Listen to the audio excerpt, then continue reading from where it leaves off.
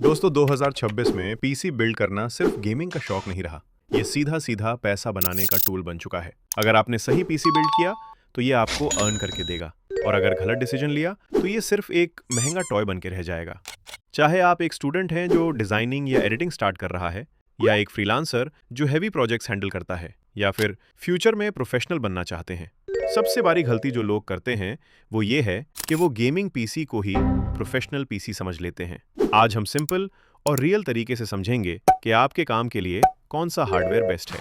सबसे पहले बात करते हैं प्रोसेसर की, जो आपके पीसी का ब्रेन होता है। ज्यादातर लोग सिर्फ गीगाहर्ट्ज देखकर सीपीयू ले लेते हैं, लेकिन असल चीज होती है कोर्स और थ्रेड्स, क्योंकि प्रोफेशनल काम में एक वक्त में बहुत सारे टास्क चल रहे होते हैं। अब यहाँ सबसे इंपॉर्टेंट बात, बजट रियलिटी। अगर आपका बजट बहुत लिमिटेड है तो आप i5 6th जेन, 7th जेन या 8th जेन तक जा सकते हैं, या Ryzen 5 2600 जैसे ऑप्शंस भी कंसिडर कर सकते हैं।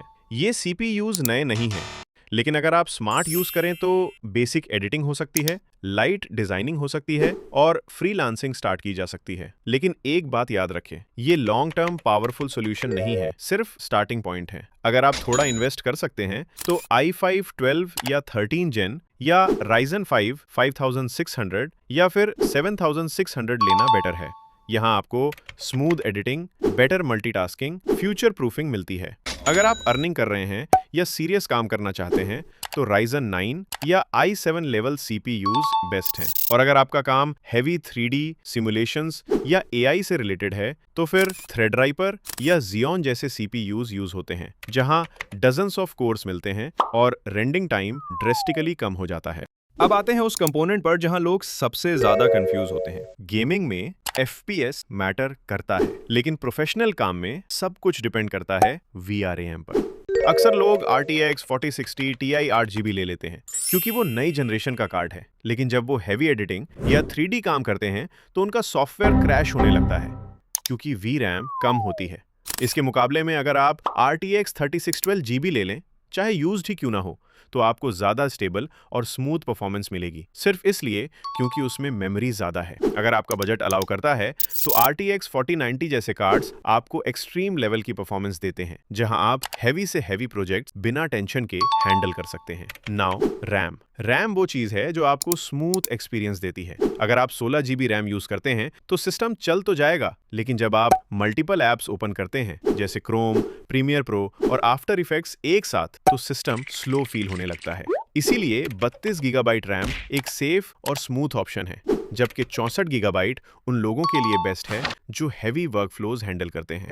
स्टोरेज में सबसे बड़ी गलती ये होती है कि लोग सिर्फ एक SSD पर डिपेंड कर लेते हैं। स्मार्ट सेटअप ये है कि आप एक फास्ट NVMe SSD रखें जिसमें विंडोज और सॉफ्टवेयर हों, और दूसरा ड्राइव रखें जिसमें आप अपना डेटा स्टोर करें। इसका फायदा ये होता है कि सिस्टम फास्ट भी रहता है और आपका डेटा भी सिक्योर रहता है। और याद रखें, अगर SSD फील हो गया और बैकअप नहीं था तो आपका सारा काम 1 सेकंड में खत्म हो सकता है। पावर सप्लाई, यहाँ लोग सबसे डेंजरस गलती करते हैं। आप 2 लाख का पीसी बना लेते हैं और उसमें सस्ती पावर सप्लाई लगा देते हैं। इसका मतलब है कि आप अपने पूरे सिस्टम को रिस्क में डाल रहे हैं। इसलिए हमेशा अच्छी क्वालिटी की कम से कम 80+ गोल्ड रेटेड PSU यूज करें, ताकि आपका सिस्टम स्टेबल और सेफ रहे। Cooling, high and components heat generate करते हैं, और अगर आपका पीसी ज्यादा गर्म हो जाए तो इसका सीधा मतलब होता है कि परफॉर्मेंस ड्रॉप होगी, सिस्टम लैग करेगा और कभी कभी क्रैश भी हो सकता है। इसीलिए या तो अच्छा एयर कूलर यूज करें या लिक्विड कूलिंग, ताकि आपका सिस्टम ठंडा रहे और परफॉर्मेंस स्टेबल मिले।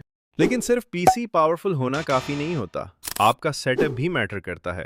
अगर आप डुअल मॉनिटर यूज करते हैं तो आपका काम बहुत इजी हो जाता है। एक स्क्रीन पर आप एडिटिंग कर रहे होते हैं और दूसरी पर रेफरेंसेस या ब्राउजर ओपन होता है, जिससे आपका टाइम और एनर्जी दोनों सेव होती है।